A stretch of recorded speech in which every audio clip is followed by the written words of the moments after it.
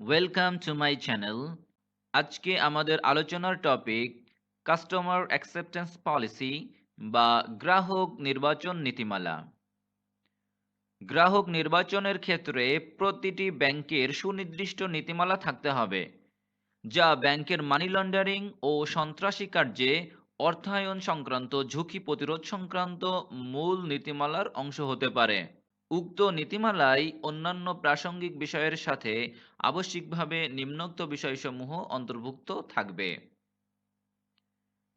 বেনামে, ছদ্মনামে বা শুধু সংখ্যাযুক্ত কোনো গ্রাহকের হিসাব খোলা বা পরিচালনা করা যাবে না। এছাড়াও বেনামে, ছদ্মনামে বা শুধু সংখ্যাযুক্ত কোনো গ্রাহকের হিসাব রোধে যথাযথ সতর্কতামূলক ব্যবস্থা গ্রহণ করতে হবে।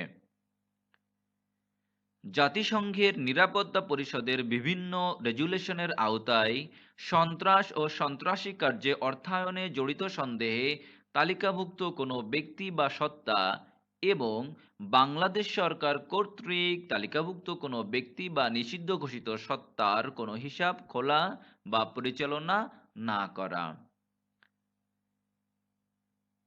জাতিসংঘের নিরাপত্তা পরিষদের বিভিন্ন রেজুলেশনের আওতায় তালিকাভুক্ত ব্যক্তি বা সত্তা বলতে সন্ত্রাস বিরোধী বিধিমালা 2013 এর 2-6 নং বিধিতে সংজ্ঞায়িত রেজুলেশনের আওতায় তালিকাভুক্ত ব্যক্তি বা সত্তাকে বোঝাবে। এই তালিকাসমূহ উল্লিখিত ওয়েব লিঙ্কগুলো থেকে সংগ্রহ করা যাবে। চলুন ওয়েব লিঙ্কগুলো থেকে তালিকাসমূহ দেখে নেওয়া যাক। প্রথমে আমরা জাতিসংঘের নিরাপত্তা পরিষদের যে লিঙ্কটা আছে এখানে এসে দেখতে পাচ্ছি যে since 1966 the Security Council has established 31 sanctions regimes in Southern Rhodesia, South Africa, the former Yugoslavia, Haiti, Angola, Liberia, Eritrea, Ethiopia, Rwanda, Sierra Leone, and others regimes. You can see from here. Now we can go to the other link. অন্য যে লিঙ্কটা আছে সেই লিঙ্কটাতে এসে আমরা দেখতে পাচ্ছি বাংলাদেশ সরকার কর্তৃক নিষিদ্ধ ঘোষিত সংগঠনের তালিকা দেওয়া আছে, যেমন শাহাদাত ই আল হিকমা পার্টি বাংলাদেশ, জাগ্রত মুসলিম জনতা বাংলাদেশ জেএমবি, জামাতুল মুজাহিদিন, হরকাতুল জিহাদ আল ইসলামী, হিজবুত তাহরির বাংলাদেশ, আনসারুল্লাহ বাংলা টিম এটিবি, আনসার আল ইসলাম, আল্লাহর দল, জামায়াতুল আনসার ফিল হিন্দাল শারকিয়া। এখানে বর্ণিত নিষিদ্ধ ঘোষিত সংগঠন বা সংগঠনের সাথে জড়িত ব্যক্তি বা সত্তার কোনো হিসাব বা অ্যাকাউন্ট খোলা যাবে না। বাংলাদেশ সরকার কর্তৃক তালিকাভুক্ত কোনো ব্যক্তি বা নিষিদ্ধ ঘোষিত সত্তা বলতে সন্ত্রাস বিরোধী আইন 2009 এর 18 নম্বর ধারায় প্রদত্ত ক্ষমতা বলে বাংলাদেশ সরকার কর্তৃক সময় সময় সরকারি গেজেট প্রজ্ঞাপন দ্বারা তফসিলভুক্ত কোনো ব্যক্তি বা সত্তাকে বোঝাবে। চলুন দেখে আসা যাক সন্ত্রাস বিরোধী আইন 2009 এর 18 ধারায় কি বলা আছে।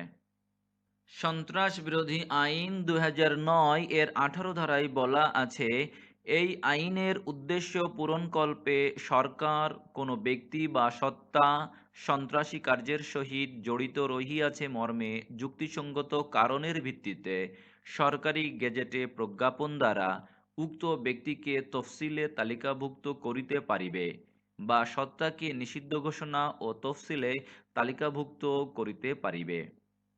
সরকার সরকারি গেজেটে প্রজ্ঞাপন দ্বারা যে কোনো ব্যক্তি বা সত্তাকে তফসিলে তালিকাভুক্ত করিতে বা তফসিল হইতে বাদ দিতে পারিবে অথবা অন্য কোনোভাবে তফসিল সংশোধন করিতে পারিবে। শেল ব্যাংক এর সাথে কোনো ধরনের ব্যাংকিং সম্পর্ক স্থাপন না করা।